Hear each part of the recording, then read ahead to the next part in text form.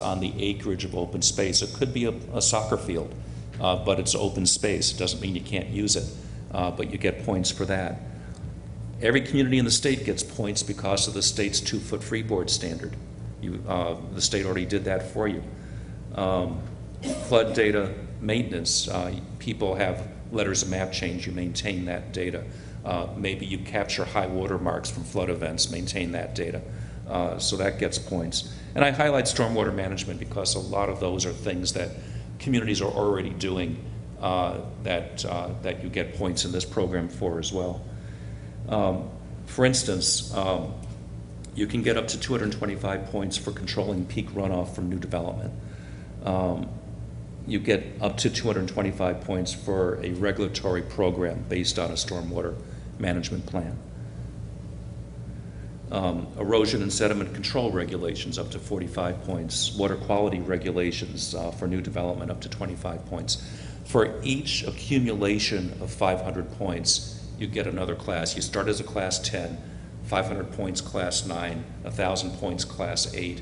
For each additional class is an additional 5% discount on people's flood insurance.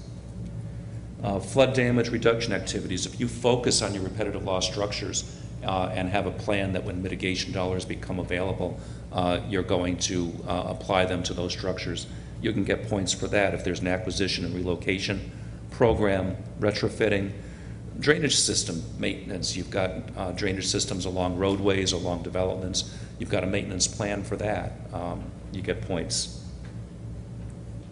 I feel like that progressive insurance commercial and discount.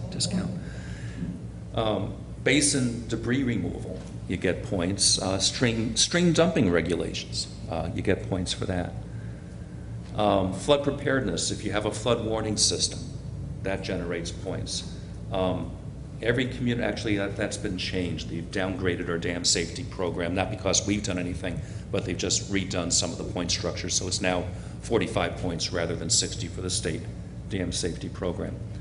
So that's, again, if you represent a community that's interested in this and you think you're doing a good job in the program, get in touch with me and I'll let you know what the next steps are. So this is my concluding slide to just say, you know, that the risks really are very real. The cost to the taxpayer, the cost to the landowner are real.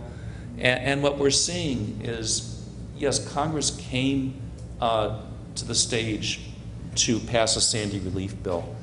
There was a lot of debate that almost didn't pass. And I think what we're going to see in the future is Congress is going to become less and less willing to pass massive disaster relief bills.